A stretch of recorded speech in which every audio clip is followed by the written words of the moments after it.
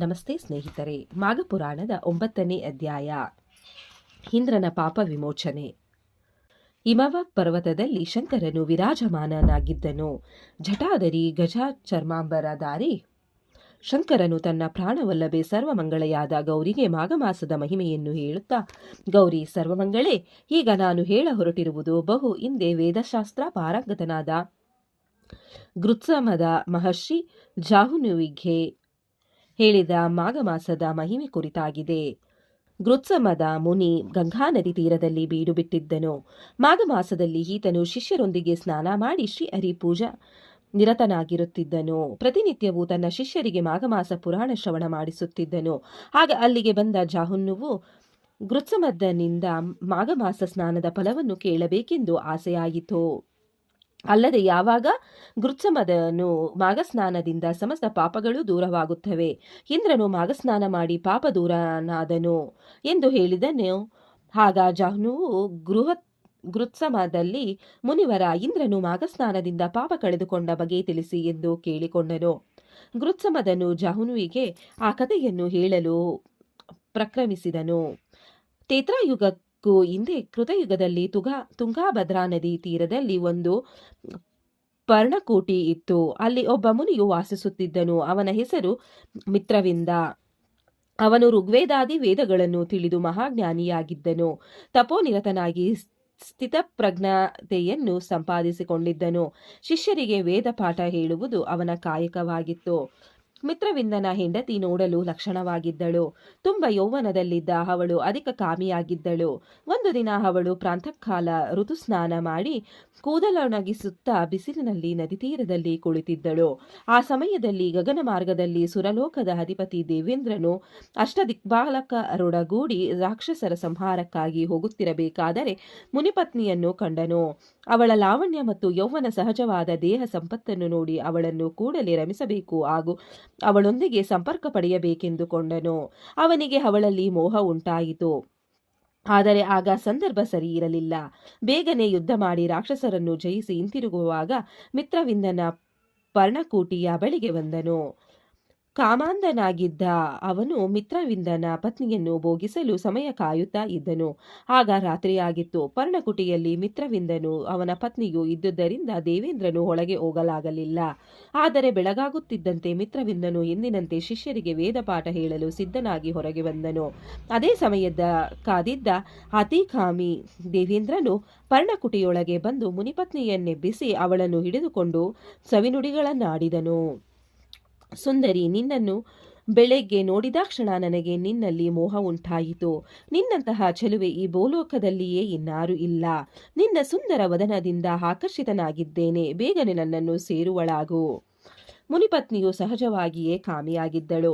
ಬಂದಿರುವನು ಸಾಮಾನ್ಯನಲ್ಲ, ದೇವೇಂದ್ರ ಎಂಬುದನ್ನರಿತಳು. ಆದರೂ ಸ್ತ್ರೀ ಸಹಜವಾದ ಲಜ್ಜೆಯಿಂದ ದೂರ ಸರಿದು, ಬೇಡ, ನಾನು ಮುನಿಪತ್ನಿ, ನನ್ನನ್ನು ಬಲಾತ್ಕಾರ ಮಾಡಬೇಡ ಎಂದು ಹೇಳಿದಳು. ಇಂದ್ರನು ಮುಂದುವರೆದು, ನಿನ್ನನ್ನು ನೋಡಿದ ಯಾವನೇ ಆಗಲಿ ನಿನ್ನೊಡನೆ ರಮಿಸುವ ಆಸೆ ಮೂಡಿಸಿಕೊಳ್ಳದೇ ಇರನು.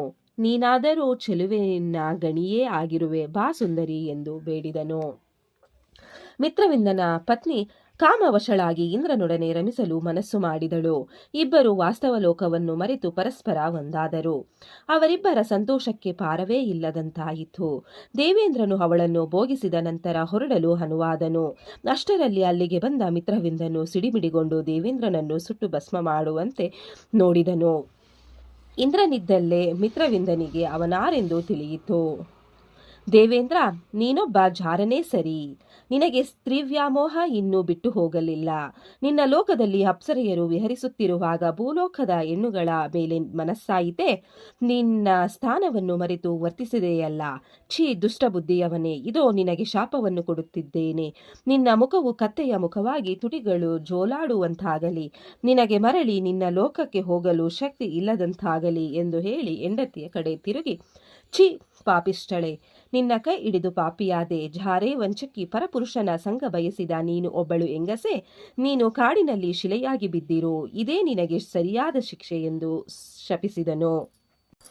ಬಳಿಕ ಮಿತ್ರವಿಂದನು ಗಂಗಾ ನದಿ ತೀರದಲ್ಲಿ ಸಮಾಧಿ ಸ್ಥಾನದಲ್ಲಿದ್ದು ಪ್ರಾಣವನ್ನು ತೊರೆದು ಹೋದನು. ದೇವೇಂದ್ರನಿಗೆ ಕತ್ತೆ ಮುಖ ಪ್ರಾಪ್ತವಾಯಿತು. ಕತ್ತೆಯಾಗಿ ಗಟ್ಟಿಯಾಗಿ ಹೀನಸ್ವರದಲ್ಲಿ ಹರಚುತ್ತಾ ಒಂದು ಪರ್ವತದ ಗುಹೆಯೊಂದರಲ್ಲಿ ಅಡಗಿ ಕುಳಿತನು. ಹೊರಗೆ ಬಂದರೆ ಅವಮಾನವಾಗುತ್ತಿತ್ತು. ಹಸಿವಿನ ಬಾಧೆ ನೀಗಿಕೊಳ್ಳಲು ದಾರಿಯಲ್ಲಿ ಸಿಕ್ಕ ಹುಲ್ಲು ತಿನ್ನುತ್ತಿದ್ದನು. ಸ್ವರ್ಗಕ್ಕೆ ಹೋಗಲು ಶಕ್ತಿ ಇಲ್ಲದವನಾಗಿ 12 ವರ್ಷ ಗುಹೆಯಲ್ಲೇ ಕಳೆದನು.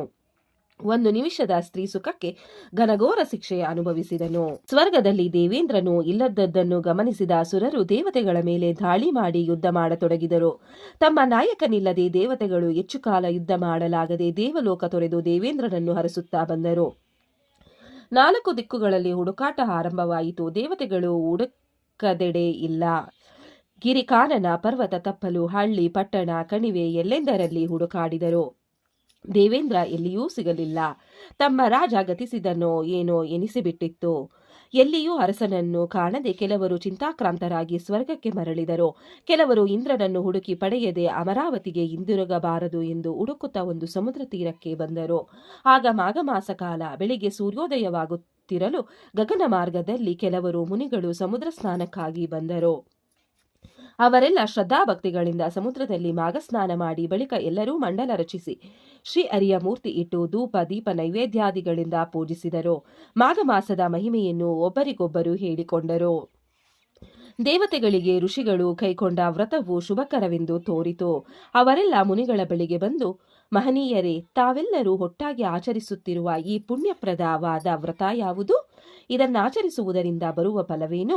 ನಾವು ಈ ವ್ರತ ಕೈಕೊಳ್ಳಬಹುದೇ? ದಯವಿಟ್ಟು ತಿಳಿಸಿ, ಪುಣ್ಯ ಕಟ್ಟಿಕೊಳ್ಳಿ ಎಂದರು.